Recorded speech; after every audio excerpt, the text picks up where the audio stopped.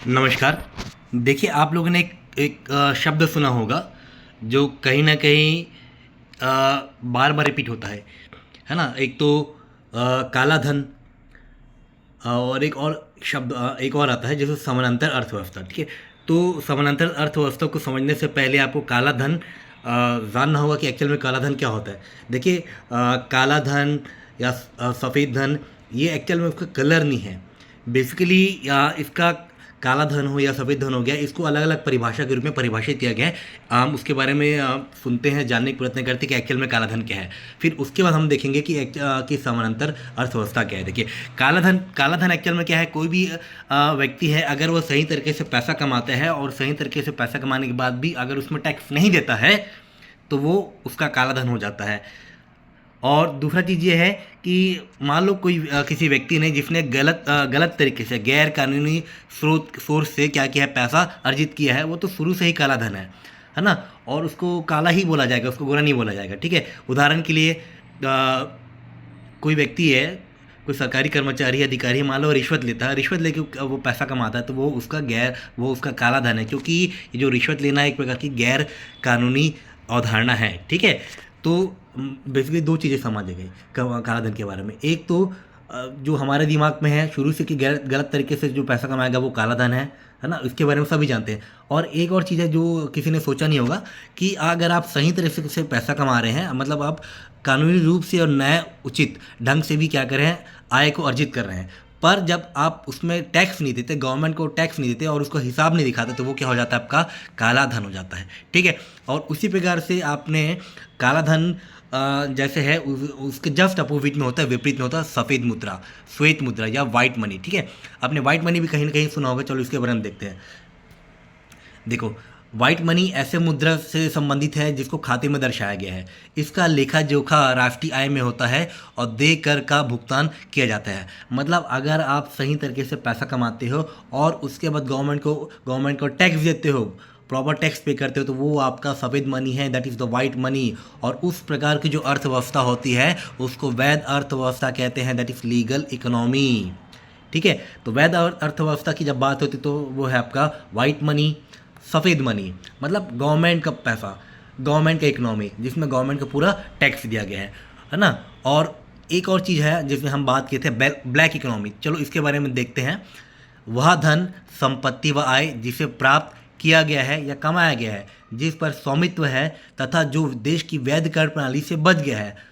देखो, गवर्नमेंट का टैक्स की प्रणाली से बच गया। भैया पैसा कमाओगे तो गवर्नमेंट का एक टैक्स बनता है, आप गवर्नमेंट को टैक्स नहीं दे रहे तो किसकी ओर जा रही है? ब्लैक इकोनॉमी के अंदर जा रहा है। वो किसकी ओर जा रहा है? आपका काला कमाई के अंतर्गत जा रहा है। तो गवर्नमेंट आपको छोड़ेगी क्या? बिल्कुल नहीं छोड़ेगी। गवर्नमेंट को टैक्स आपसे लेना होगा, ठीक है?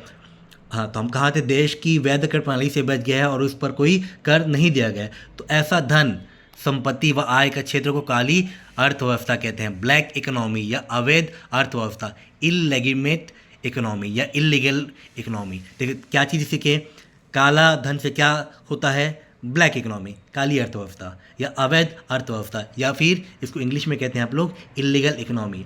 उसके जस्ट अपोजिट की बात है। लेकिन जब वैध अर्थव्यवस्था साथ साथ चलती है तो इसे समानांतर पैरेलल इकोनॉमी कहते हैं, ठीक है? पर जब साथ साथ क्या है आपका, ब्लैक इकोनॉमी के साथ साथ क्या है अपना वैध अर्थव्यवस्था भी चल रही है, मतलब लीगल इकोनॉमी भी चल रही है, तो इसे समानांतर अर्थव्यवस्था कहते हैं, जिसे आप लोग पैरेलल इकोनॉमी भी कहते हैं, ठीक है? और इसके बारे में और जानते हैं भाई। देखिए, समानांतर अर्थव्यवस्था को हम लोग क्या क्या चीज़ें बोलते हैं? कुछ कुछ नाम है, एक ही व्यक्ति के जैसे अलग अलग नाम होता है, उसी तरह से जो काला धन है, काली अर्थव्यवस्था है, उसको अलग अलग नामों से जाना जाता है। अब इसको सुन लीजिए, उसको सही लगे तो उसको नोट करके भी रख सकते हैं।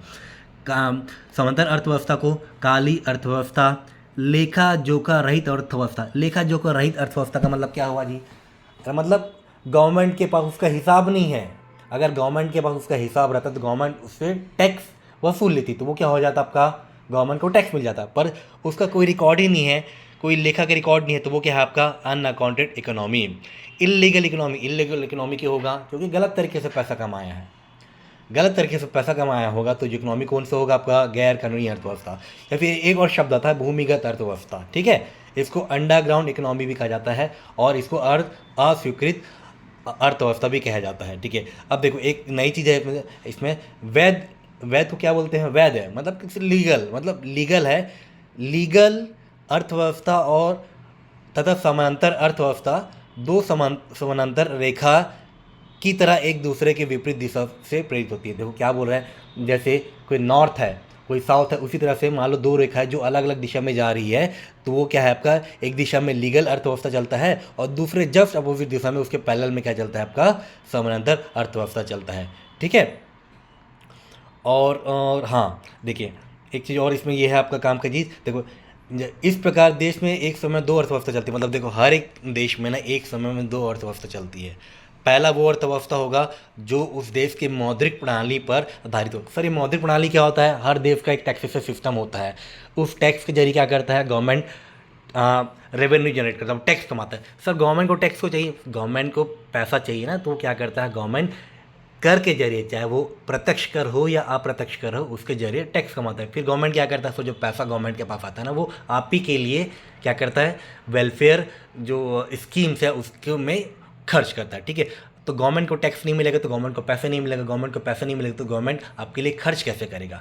ठीक है। हाँ तो हम क्या पढ़ रहे थे, एक अर्थव्यवस्था में क्या है जो सरकार द्वारा मौद्रिक प्रणाली पर आधारित होता है, जिसमें क्या होता है खुला लेन देन होता है और सरकारी नियम मतलब गवर्नमेंट के रूल्स के अंतर्गत क्या होता है वहाँ पे रेवेन्यू जनरेट होता है। मतलब धन का हिसाब है किसके पास, गवर्नमेंट के हिसाब के पास, तो गवर्नमेंट को पूरा टैक्स मिलेगा। और जिसका जब सब क्या हो गया, दूसरी अर्थव्यवस्था होती है जो सरकारी अर्थव्यवस्था के साथ साथ चल रही होती है।